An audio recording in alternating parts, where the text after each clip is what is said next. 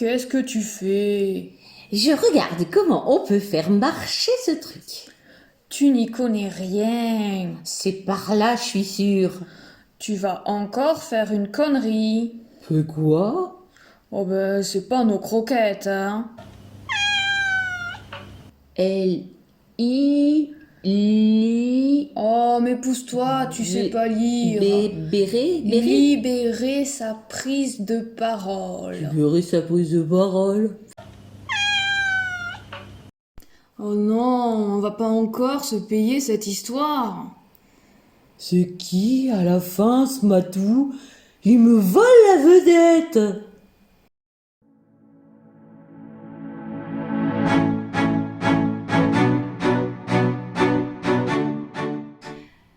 La série, c'est avant tout parce qu'on enregistrait suite à des répétitions de scènes comme au théâtre. Mais c'était filmé.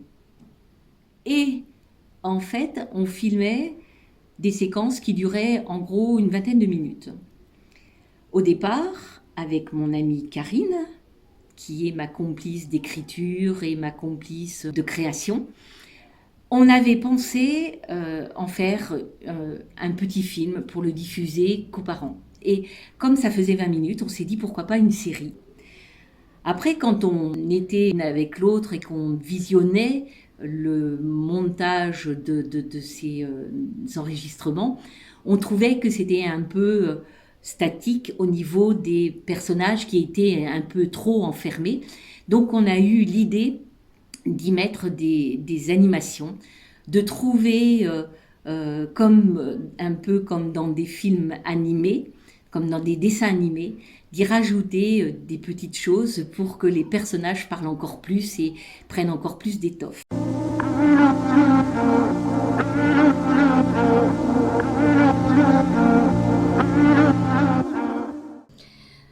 La principale chose qui nous a poussé vers le montage, c'est le format série. Puisque lorsqu'on a eu l'idée d'adapter tout ce projet au format série, on s'est dit pourquoi pas faire un générique de début, un générique de fin, comme dans une vraie série télé. Donc on a commencé tout un travail de recherche sur des éléments visuels, des éléments vidéo et du coup des logiciels de montage pour pouvoir agencer tout ça et construire un générique pour le début et la fin de chacun de nos épisodes. Et ceci étant fait, on s'est dit pourquoi s'arrêter en si bon chemin puisqu'on a cet outil à disposition. On a décidé de s'en servir pour habiller l'image sur les enregistrements qu'on faisait sur Skype. Donc on l'a enrichi au moyen d'éléments visuels, au moyen de gifs animés, de musique qu'on a agencé tout au long des épisodes pour les rendre plus vivants, plus interactifs.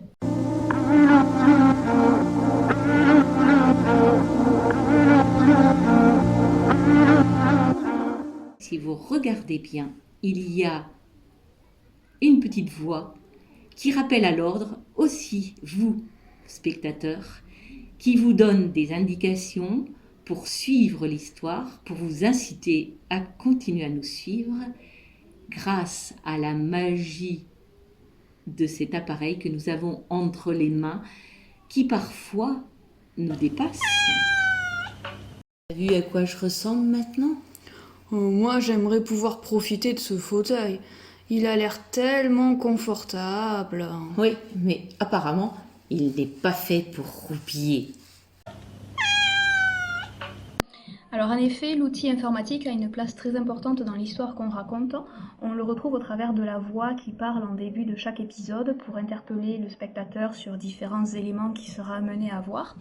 Et pour concrétiser tout ça, on a été amené à créer tout un contenu multimédia, donc au travers de la page web du journal littéraire, au travers de l'article qui parle des livres d'Alexandre Deluxe, mais également au travers de tous les documents qu'Alexandre possède sur son propre ordinateur.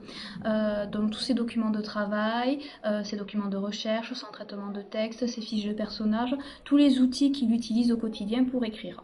Ah, enfin! Oh, comme c'est beau! Mais qu'est-ce que tu fais? Bah, rien!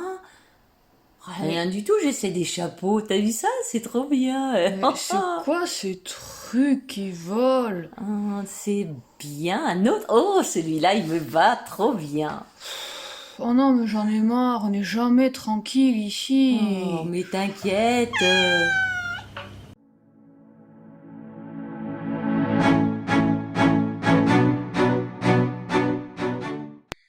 Au théâtre, on a une scène, un espace dans lequel des comédiens ont des personnages dans lesquels ils peuvent évoluer, ils peuvent se toucher, ils peuvent exprimer ensemble.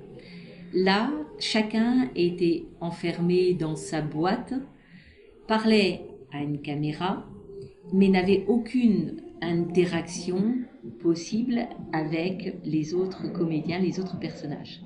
Pour eux, c'était assez compliqué, mais ça leur permettait aussi d'avoir un jeu plus redimensionné. C'est pour ça que certains parlent un peu fort, certains ont des gestes un peu déplacés par moments. Donc tout ça, c'est à moi, qui est la maîtrise en fait et de l'histoire et de la volonté de vouloir faire venir certaines choses de la part des émotions pour certains comédiens qui étaient presque débutants. Donc tout ça, ça a été un travail de répétition comme au théâtre, de la même manière. Seulement, le plan fixe de ces caméras ne nous permettait pas toujours de pouvoir prétendre à aller beaucoup plus loin que d'une image qui nous renvoyait quelque chose de très figé. C'est pour ça que la technique à côté était importante.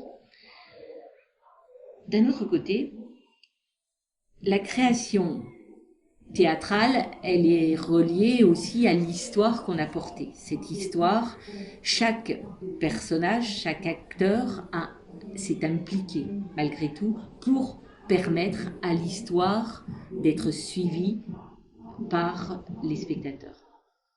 Maintenant, chaque acteur avait aussi à se mettre en scène dans un décor. Le décor, c'était leur maison, ou leur appartement, ou leur chambre, selon qu'ils étaient étudiants ou propriétaires. Et là, j'ai un petit sourire parce que je pense que la maison de Pascal, donc du personnage de Mamido, a beaucoup souffert. Et je l'en remercie parce que elle a su se plier un peu à mes exigences de metteur en scène. Oh, quel beau nœud papillon. Oh, mais c'est pas bientôt fini, ces histoires. Allez, donnez-moi autre chose. Oh, une Mais cravate. qu'est-ce que c'est que Quelle ces belle bulles cravate. Oh, mais qu'est-ce encore? qu'il y a? Mais qu'est-ce que t'as encore à te plaindre? Oh, mais tu sais bien, c'est eux qui s'amusent.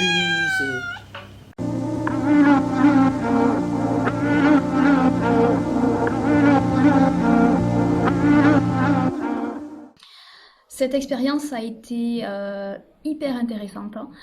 Je m'y connaissais absolument pas en montage vidéo, donc j'ai vraiment tout découvert, tout appris avec Clara au fur et à mesure qu'on montait les épisodes.